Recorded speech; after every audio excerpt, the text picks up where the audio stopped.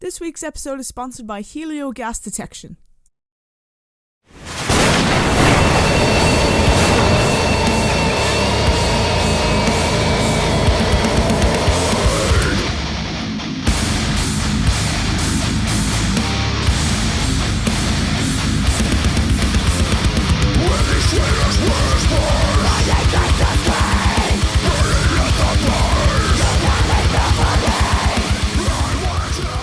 Hey everybody, this is Richie from the Metal Cell podcast. I'm delighted to welcome Pete Craig of NIHILANTH to the show. How are you, Pete?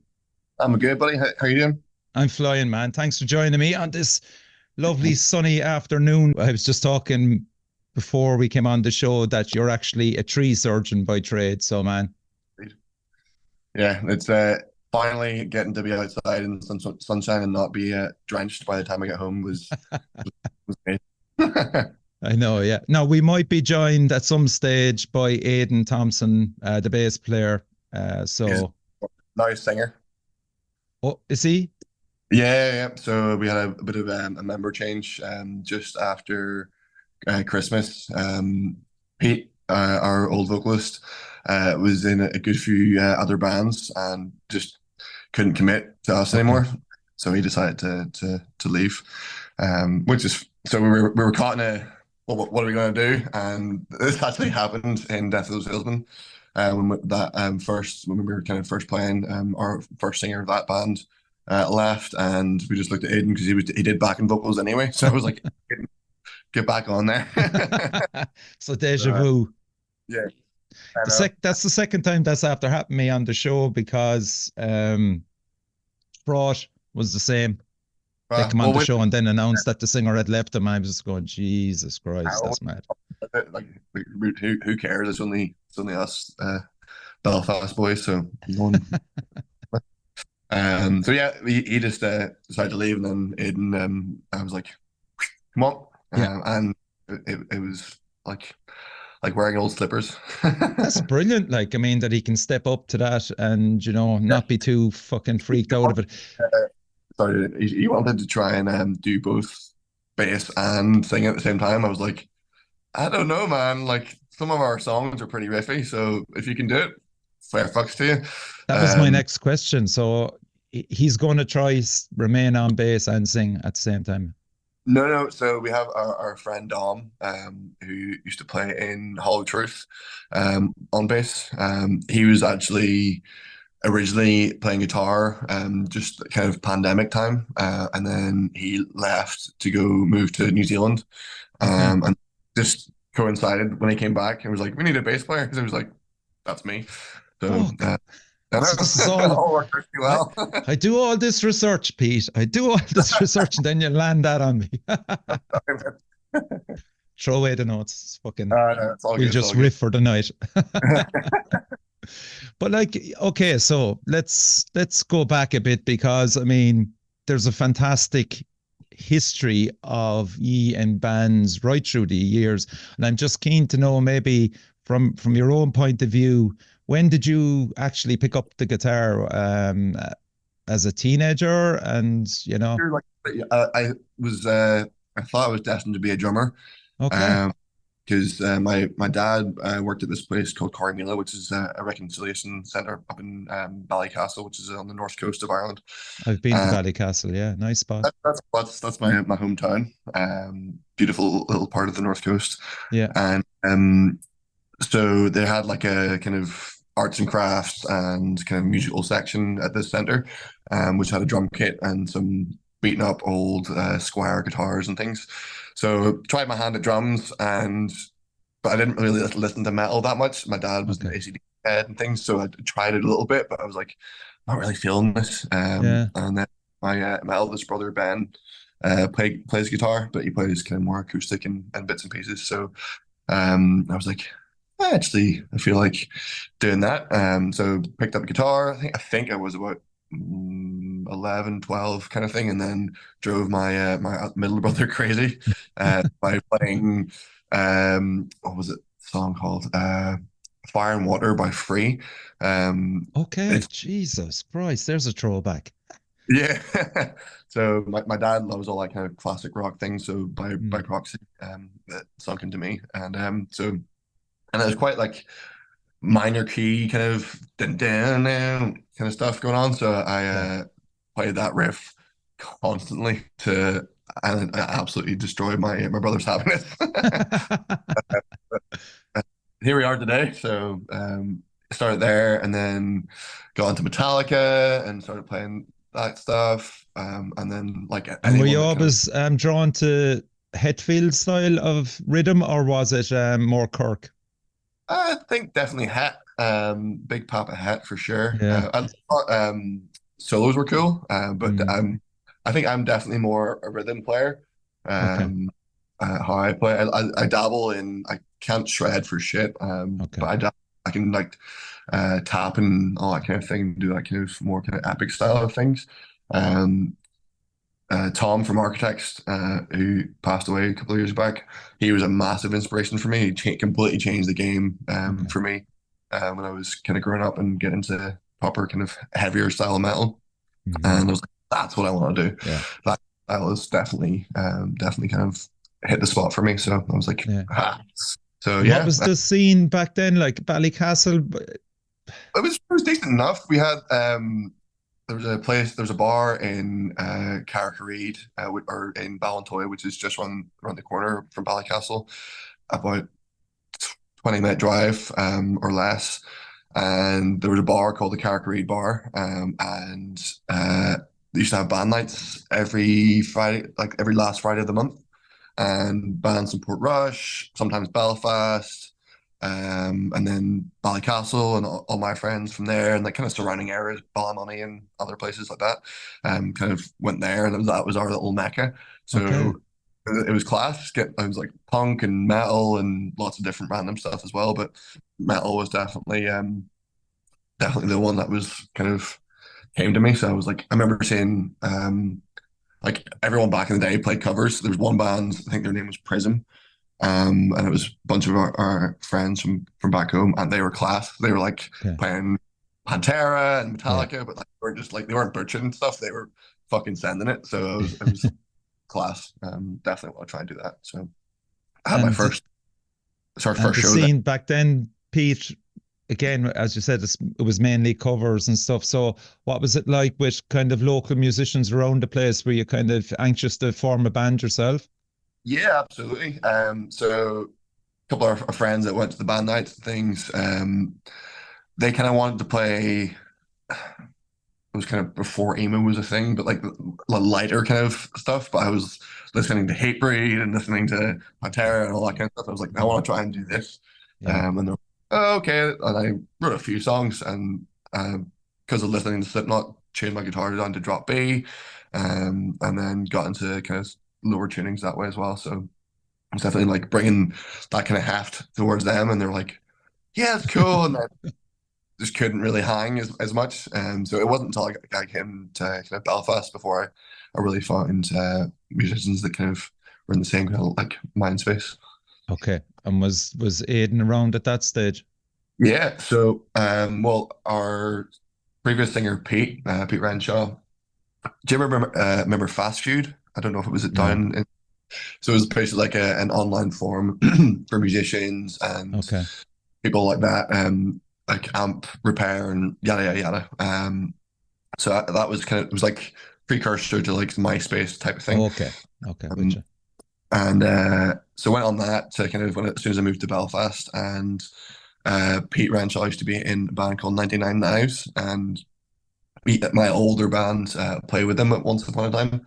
And so I remember the name and I was like, oh, I know this band. So I messaged Mm. Pete on Fast Food and asked him, it's like, do you want to come around to mine and check out my riffs and see if you want to get a band started? He was like, sweet. So he came around to my house and or the flat I was living in and showed him my riffs. And the first riff I showed him was the song Escape from Ravenholm, which is another Half-Life reference. And that's on the Death of a Salesman uh, album, The Art of Misdirection. I think it's Okay. this song or whatever. So that was the first kind of riff I showed him, and I was like, sweet. He was like, this is awesome. So I was like, do you know any bassists or drummers? And he was like, yes, I do. And that bassist was Aiden. Okay. And another friend of ours, also called Pete, was the drummer. So got like a little practice space down in Belfast, and showed them my riffs, and we kind of jammed out for a good few hours, and then that was kind of the Dead of a snowball from there. salesman. Yeah, and Oh, then members went and all that kind of thing, but that was kind of like the definitely the first proper band that I was a part of, and kind of how it all started for me. yeah. Dead of a salesman is an unusual name as well. You obviously got it from the movie, is it, or From play? the play, yeah, from the The book. play. Our our was it the second first guitarist that I had, his name is Mike, and he did English, and Okay. I'd never heard of it.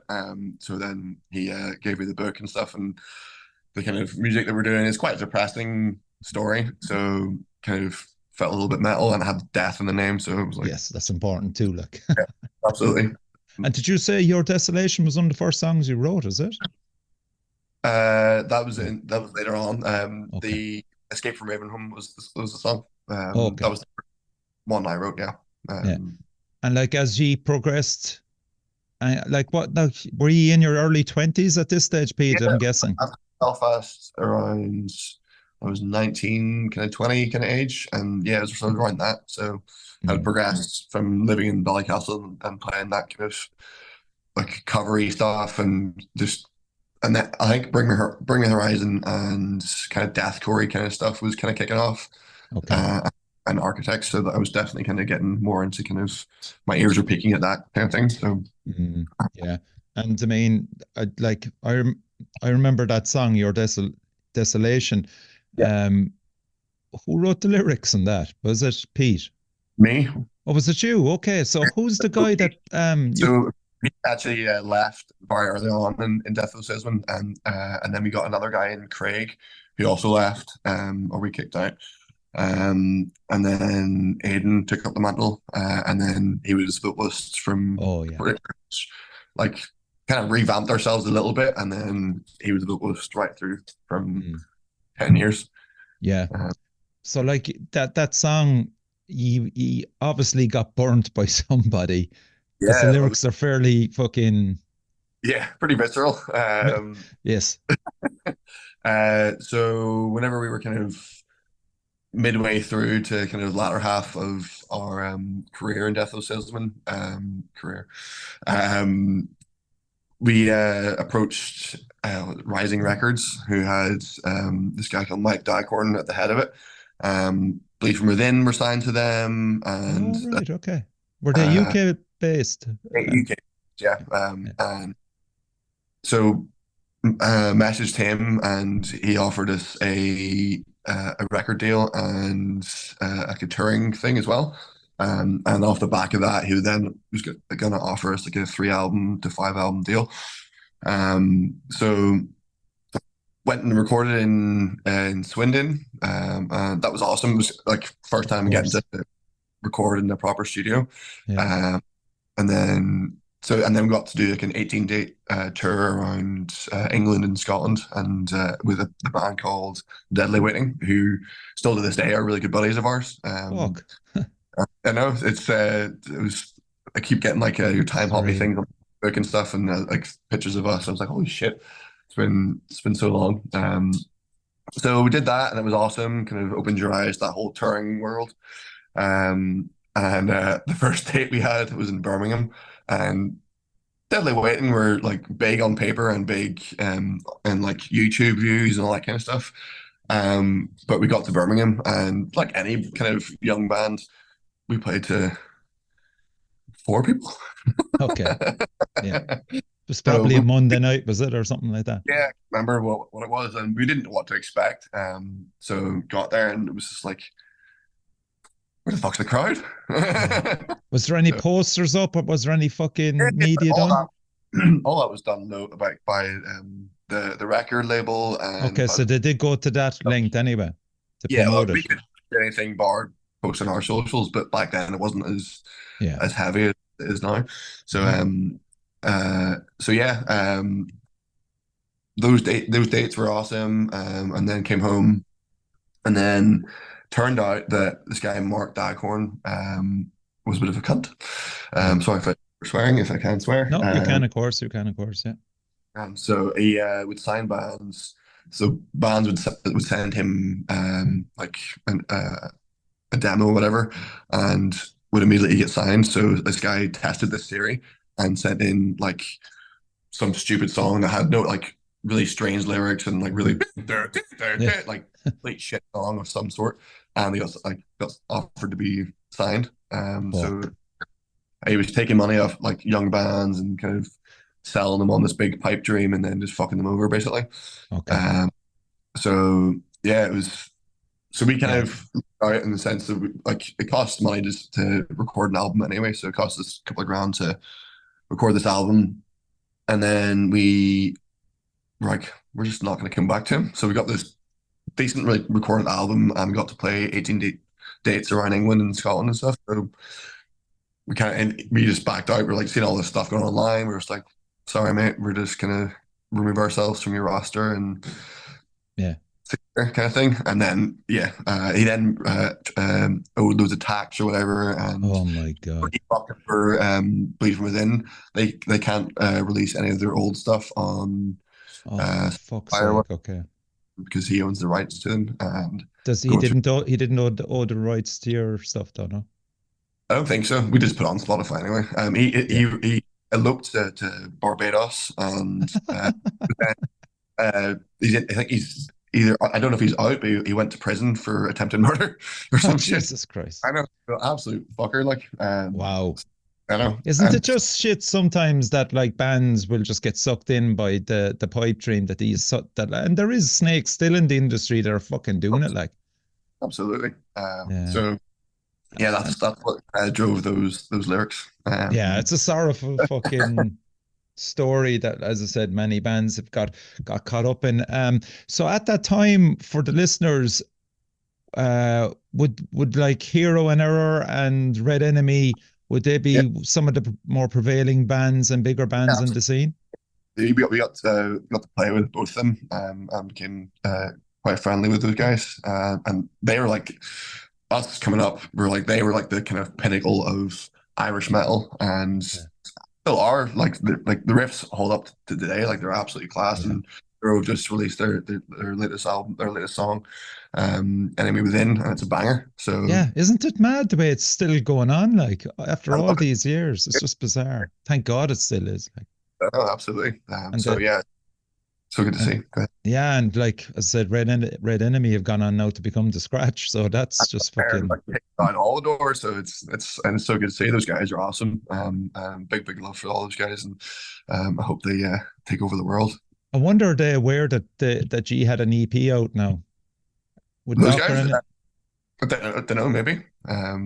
haven't spoken in a little bit. Last time they played Belfast, it was a bigger show. So they played Voodoo the two times before that they've just played, and was chatting to them off stage and all that kind of thing. But then as you get the bigger venues, they're up in their green room and all that kind of thing. So Yeah, yeah, yeah. Oh yeah, sure. Look, that's I saw understandable. Bruno at the first big Limelight show they played, and was chatting to him at the merch desk, and bought a cap off him and stuff. So it was good to see. Brilliant. So after that, Dead of a Salesman, Towers came along. Would that be correct, or was there another band in between? Aidan was doing that during Salesman. He kind of because he wasn't playing bass, he wanted to scratch that itch, Okay. and so he did that on the side as well. So yeah, I don't know lots to do with it, but he Oh, just Darren was in Towers then as well. he's probably not in this band anymore. Jesus Christ, trying to connect the dots here, like. I know we haven't changed much of our bio. I don't think. He stepped in, and we played a couple of shows with him. And he just wasn't feeling the type of music. So he stepped away. And he was like, "I'm really sorry." Yeah. We were again in a shit spot. We had a couple of shows booked, and we're like, fuck. So I went on stag do with for Rory, who was the drummer of Death of Salesman, and we were down in Donegal at a big house Airbnb in Donegal, and the guitarist and singer of Tars, Daniel, Oh yeah, was there. Daniel. Yeah, and chatting to him, I was like, "Dude, do you know any guitarists? Because I don't fucking know anyone anymore." And he was like, "Yeah, actually, I do. This guy Lee, I'll give you his Insta and hit him up." So I was like, "Cool." Hit him up, no reply. I was like, "Great."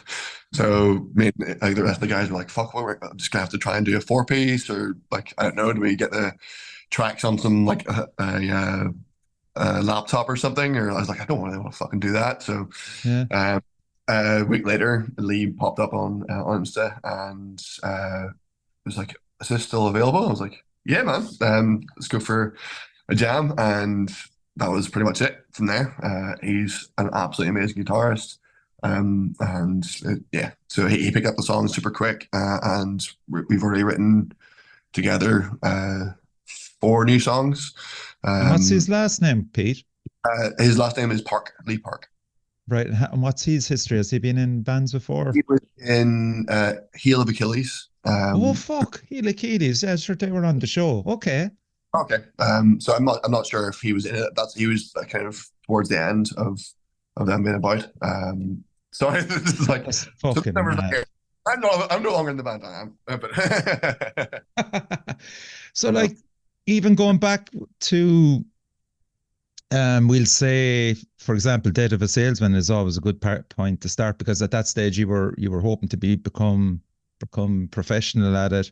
Like, so how do you think yourself, like you've progressed in that time with your musical ability, like to now, Leap bounds, for sure. Like even the end of like Salesman, there was a few riffs that are now in NIHILANTH, that I was starting to kind of write, and just as any kind of musician, the longer you kind of spend at it, the better you get. So Yeah. I was definitely trying to go in a certain different kind of different heavy but different direction. I love Deftones, I love Architects and a lot of those kind of stuff. So I was trying to combine a lot of stuff and trying to find our sound.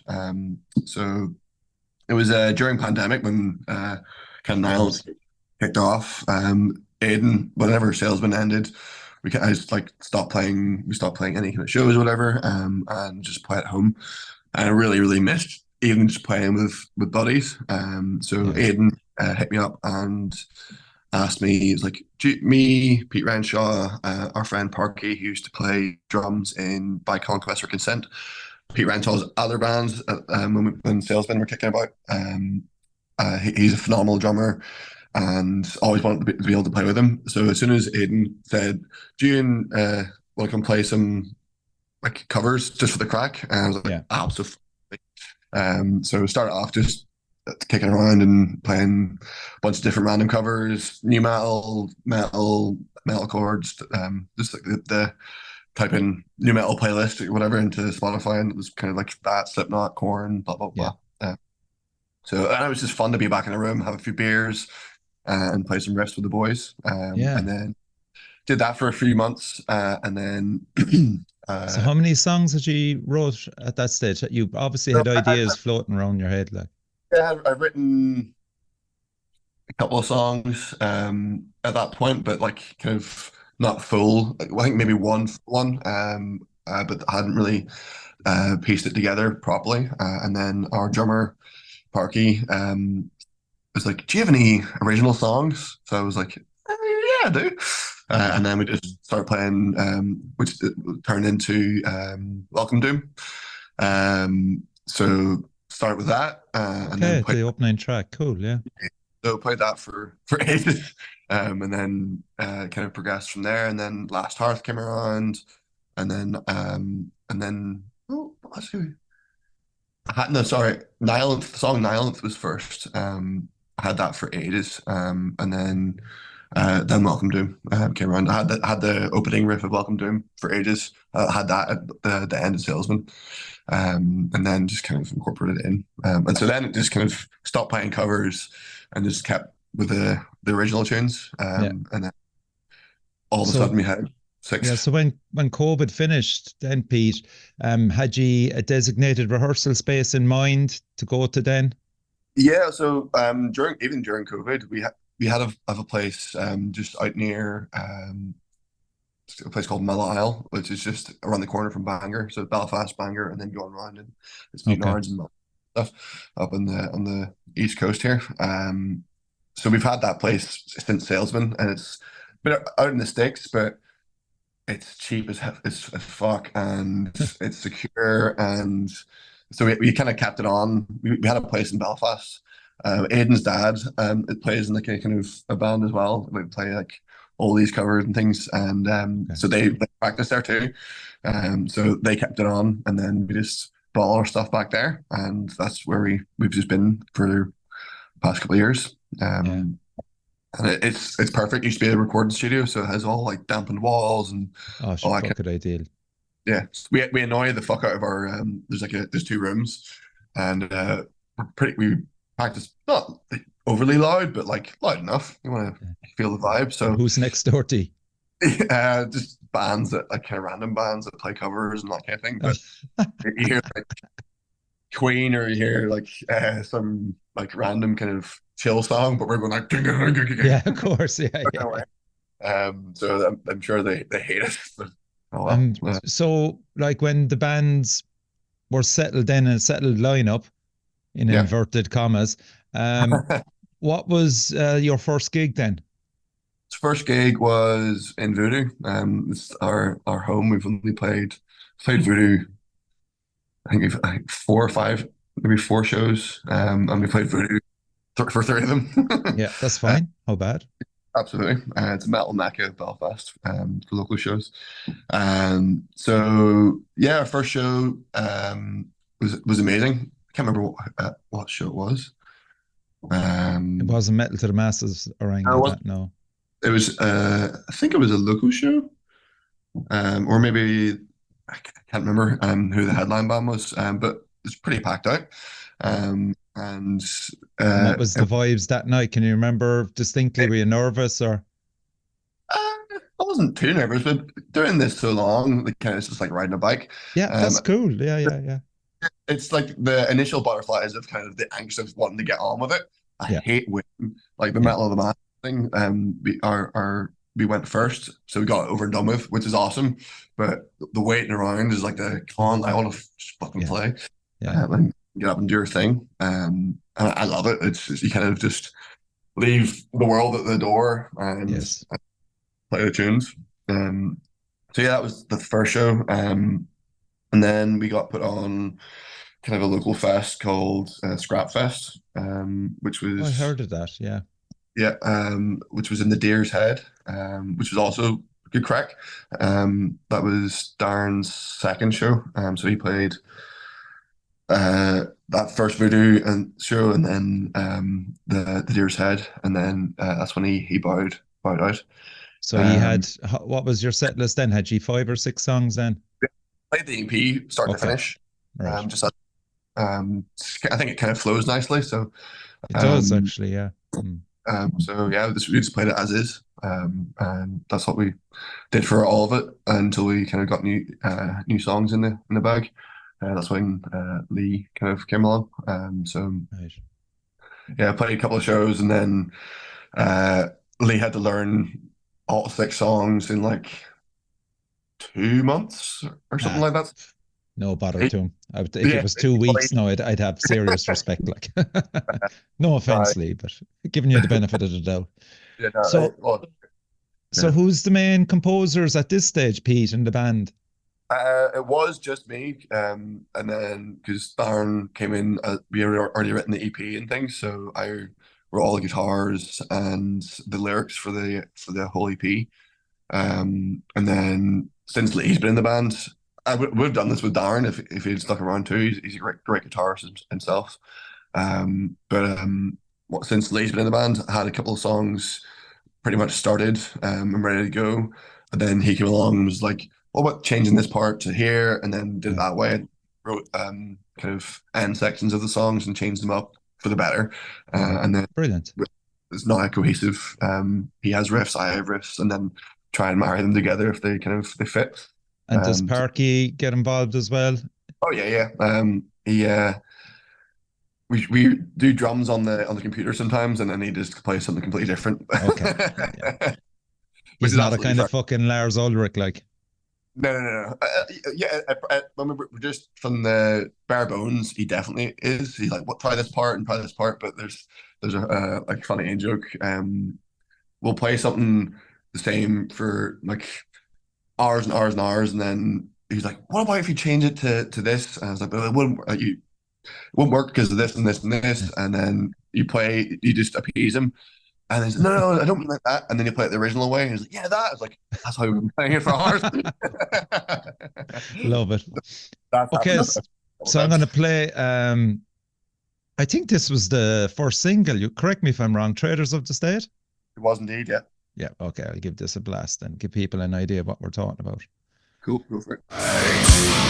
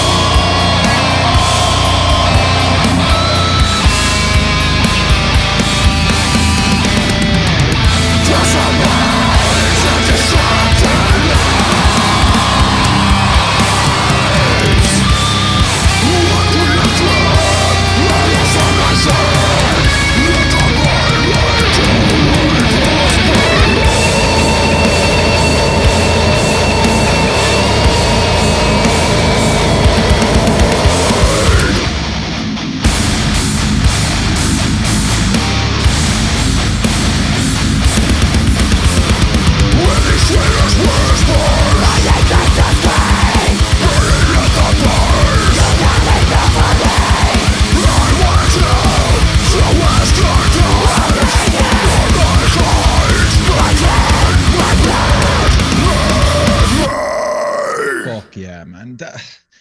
Like I love riffs. It's So fun to fucking all play. about the riffs, man, and the skull fucking crushing heaviness with the vocals as well, man. It's fantastic, dude.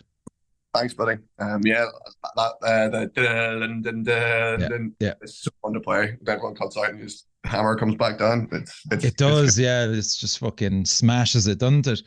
I'm like, how the fuck is he gonna do this now, Aiden? Sing this part, like, Well, we had our first show on at Metal to the Masses there, and fucking smashed it. wow. He was so nervous. It's slightly different style. It's still heavy as Yeah, balls and yeah. screaming, because Aiden has a decent range on him. Okay. And yeah, it was different, but like good different. Yeah. So and I do a good bit of the backing bits that he did. I did. I'm Are you doing a kind of lot more. doing cleans, Pete, as well, or?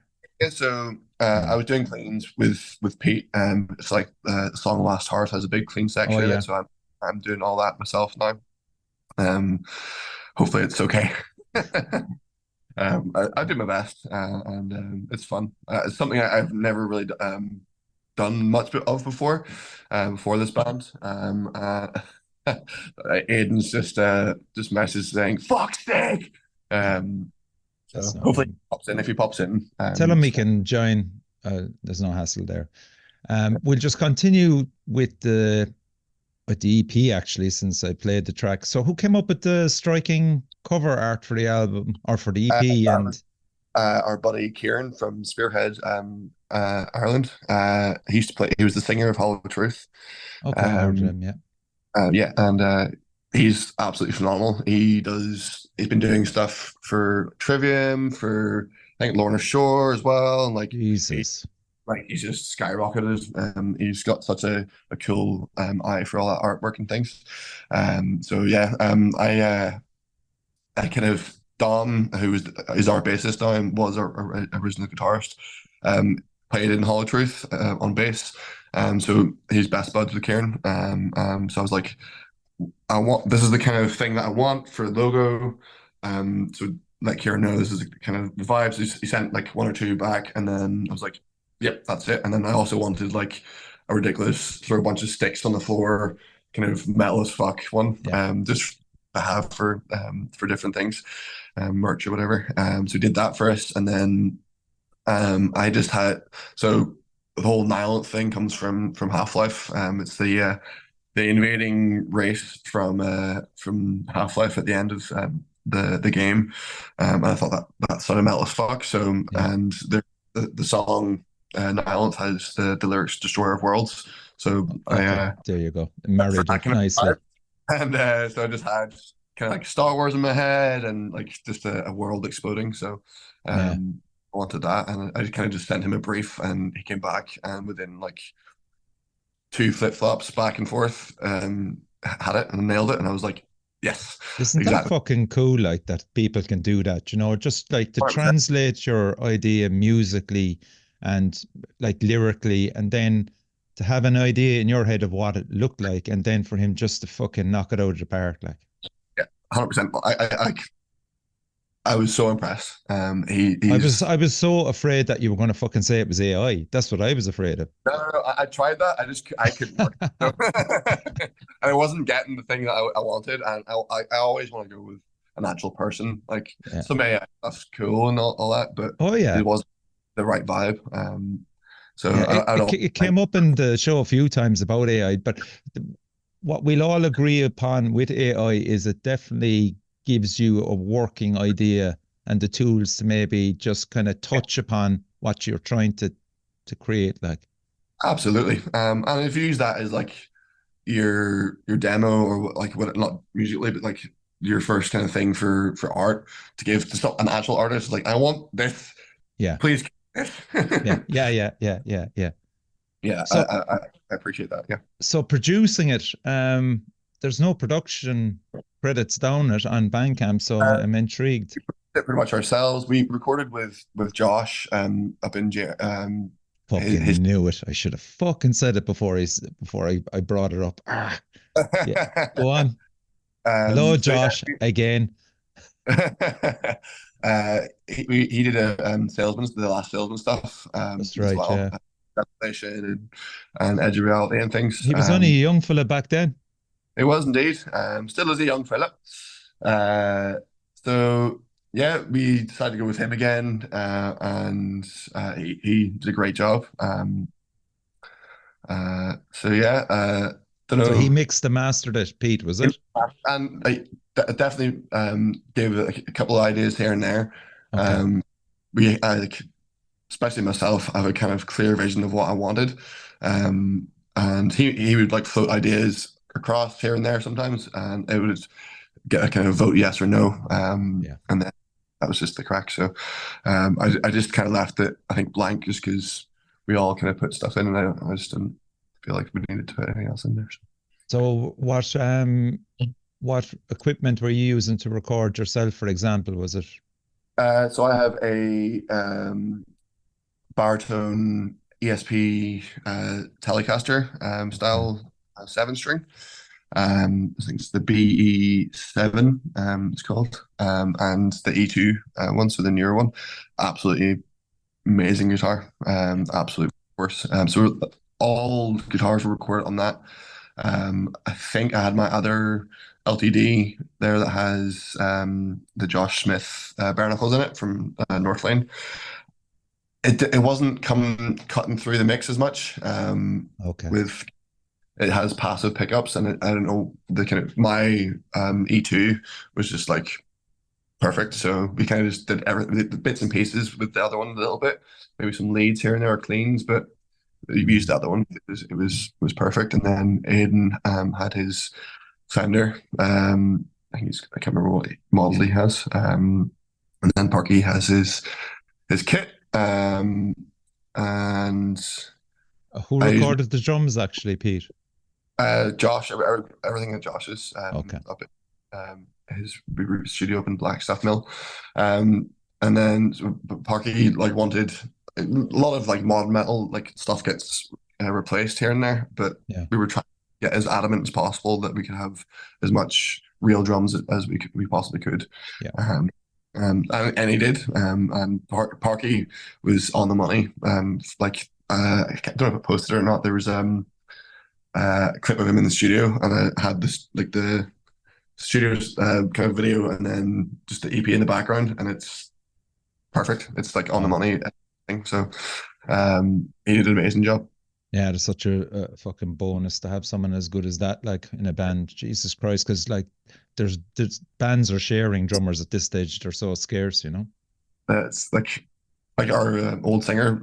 People can be shopped around quite a bit. So it's people are a few and far between. Like the good ones, like good drummer. It's like bassist and guitarist can kind of there's the plethora, but good drummer.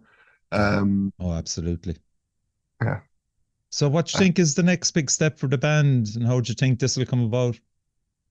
So Metal to the Masses is our current gig plans at the moment. Okay. We've our hat in for a couple of bigger shows coming into Belfast during the summer and bits and pieces, but we all are in our 30s and stuff, so we all have jobs and There's but a touch of realism about you. absolutely. So whatever happens, kind of happens. Our next big Yeah. thing I want to do is get these newer songs, get them recorded, and then do like music videos and stuff. You can't really do much until one like all your ducks in a row. So Yeah. trying to so gigs like the Metal to the Masses, and then just getting our Mm. stuff recorded. We were contemplating maybe getting Last Hearth re-recorded with Aiden's vocals on it, but we may do that. Okay. Not sure yet. Yeah. Like even as I said, like you all have jobs, like funding this EP. Yeah. For when like it was 2023 it came out actually, wasn't it? Yeah. Yeah. How did you find that? What? I was just gonna say with all of our own money, kind of there was no money in the band account yet, so we had to. Yeah. See, there you go. Like, and kind of, were you able to keep it within budget? Yeah. Like Josh can be pretty reasonable. Good. So and it's super handy, and he knows the crack with the kind of that kind of metal and stuff. So sometimes it's a no-brainer. I would love to get to somewhere else just for a bit of a change. But who do you go to? And all that kind of thing. So I don't really know. Is there anyone in Cork? Is there?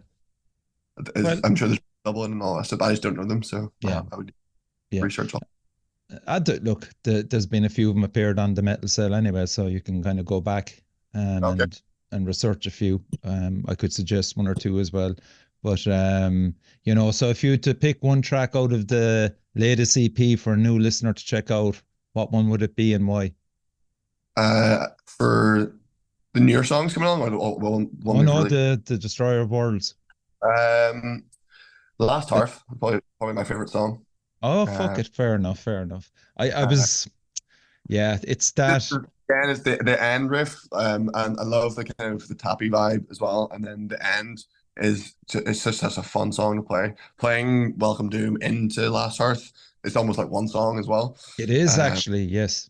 Yeah. So we do that live every time we play those songs. We always put those two together. And just because you know what I really like about you as well, Pete, is despite it being so crushingly heavy, there's always, each song contains this little gem of a melody and, you know, a solo that'll just rise up faintly above it and then come back down. Very, very cool. Well, that is. I'm a massive soloist, and I can't shred as I said before, but I have little bits and pieces that I can. Yes. Yeah. And those flourishes add to it, you know, because, you know, you can't have it fucking in your face the whole way through, like, you know. Absolutely. So this is my second favorite song of the EP, and it's just a clip that I picked out that I really admire the way you went about it. So it's off actually A Stranger Called Death. But yeah, it's a fun song to play live too. Yeah.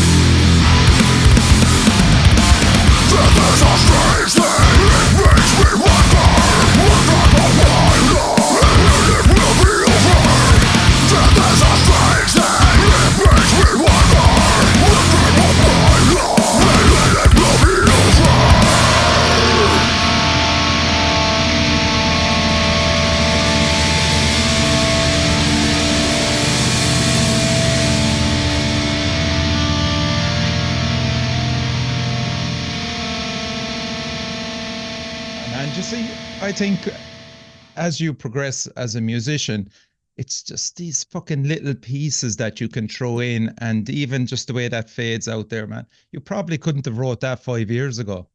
No, absolutely not. For sure. Yeah. Yeah, like progression as a musician, especially when you're surrounded by a group of people that have the same kind of vibe and kind of you just get into a flow state sometimes with people when you're writing songs. And a lot of the time, I'll like my wife hates me for doing it, but I'll spend like 6 hours playing guitar, and she's like banging on the fucking roof or like, come on, hang out with me. Where I'm like just locked away in the zone, Yeah. kind of like one riff for an hour, just gonna make sure it's meticulously right and that kind of thing. But no, yeah, that riff was coined the Knight Rider riff, Yeah. because it's I, um, maybe that's why he fucking just stuck out. Like, I couldn't not hear that whenever we said that in the studio, and so yeah, I every time I play it, I'm just like I just think of Hasselhoff. that's brilliant. That's brilliant. So, We know, like, yeah. Sorry, hey, go ahead. no, I'm just going to say, like, so what do you want people to take away from your songs in particular now that they've 6 tracks to listen to before the new stuff that comes out? I think what for me you kind of want. There's a lot of anger against, I guess, organized religion and what's it's yeah, it's well, definitely anger, but it's like frustration as well at that kind of stuff, and all most of the lyrics, and I kind of go into like that song, "A Stranger Called Death," is kind of just taking a look at death itself, and it is a strange thing, and when it happens to you, and like family members pass away or whatever, it's a whole fucked up situation. So I yeah, it's kind of taking a bit of a dive into kind of looking at that. And then like Last Hearth is talking about uh, how we fuck up and fuck around with planet Earth. Yeah. And heart is spelled Hearth, as in a fire heart. Yeah. Yeah, just Last Hearth. So Last Hearth is this planet is the only planet we're ever going to know. Yeah. So it's the last place. So let's try and not destroy it as much as we can. Yeah. And then Welcome Doom is it's about well, it's kind of a story of ingesting oil. So it's kind of again, don't fuck up the planet by spilling oil and using fossil fuels and all that kind of stuff. But it's not trying to be preachy at all. It's just No, how no, it was no. feeling. Or like, when you listen to the songs, P, because when I got that off you, it was just coming up nicely to our end of season awards for the Metal Cell, just with EPs and stuff, Yeah. and the competition was fucking ridiculous as well, um, with bands out there. But my over my overall views on it, despite it being like skull crushingly heavy, and as I said to you already, just these shards of melody and different flourishes going through it, is I want to see this fucking band live. This is where it's at for me, and that fucking EP is just going to be intense in a live Uh, scene. we plan to go down south. We haven't booked any shows. I love to play Dublin and I love to play Cork. We haven't played there in forever. Yeah. So we just need to kind of find bands to hop on with or shows and stuff. So and we played. We have a lot of friends that work in Voodoo as well, and people. That's why Battle to the Masses is great. You get to play Yeah. to loads of new people. Yes. And we walked off stage and everyone was like, "Well, they're winning the show." Uh, I think just from playing in bands for a long time, you kind of get to that kind of stage of kind of caliber as a band, and we would definitely bring it live. Uh, so, Oh yeah. Yeah. uh, We'll work on it together. yeah, I would love to play in Cork and Yeah. in Dublin. Yeah. So, Especially with Hero and Error touring around as well. Who yeah, absolutely. knows? I've already said to Rob and those guys if they come up north to give us a shout. Yeah. It'd be fun. Yeah. Excellent stuff, man. So that's it. Aidan never came along. No, Um, he messages me on this. I'm getting pings from WhatsApp there, and he's like, "Fuck's sake, my phone was on silent." Ah! I just hope it was a nice bottle of Buckfast that he fucking consumed. Aye. Well, having words with him after. Yeah, he's grand. He's grand. So, Pete, that's it, man. Thanks. Keep an eye on your socials, I presume, because you did hint that there could be merch along the line. Yeah, we've just released some new merch. Get it here. So we got this design. Hopefully you can see it. Oh, sweet. Yeah. So I can send you one down if you like. Yeah, would love that, man. Fabulous. Yeah. No problem. Sure, I'll get your details off you later. So yeah, that's on our Bandcamp, and I'll put the link on it there for you as well. Yeah. well, thanks. Yeah, our a good friend Shannon designed the wolf again. I had an idea, and she made it possible. And she went above and beyond. It turns out amazing. So super stoked with those. So yeah, pick up.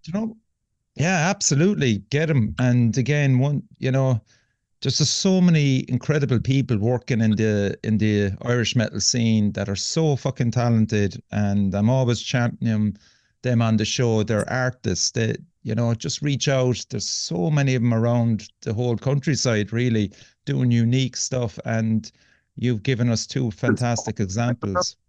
If you don't get put in someone's direction, though, sometimes there is a lot of people out there. You just don't know where to go and what avenue and all that kind of things. But we me and Aidan were talking about this the other day. It's so annoying. Every time we're in a band together, there's usually always someone in every other band that does like the social media side or is like an artist and can do all that stuff anyway. We've never had that. We've always had to outsource, which is absolutely fine, happy to do. But other bands have been so lucky and have like a graphic designer or whatever in their band and creating stuff just on their own hand. So yeah, anyways. Yeah. Look, as I said, it's nice to be able to give him a shout out on the show anyway, Pete, isn't it? Yeah, absolutely. Yeah. So that's it, man. Continued success. Anything I can do from my side to help you in relation to gigs, promotions, whatever, give me a shout. I'll gladly help, man. Awesome. Thank you so much, Richie. Yeah. So you've been listening to Pete Craig, guitars and vocals of NIHILANTH, and shout out to all the lads, both past and present of the band, okay? Cheers, bud. Okay, so as always, I end it with support your local metal scene. Okay, man.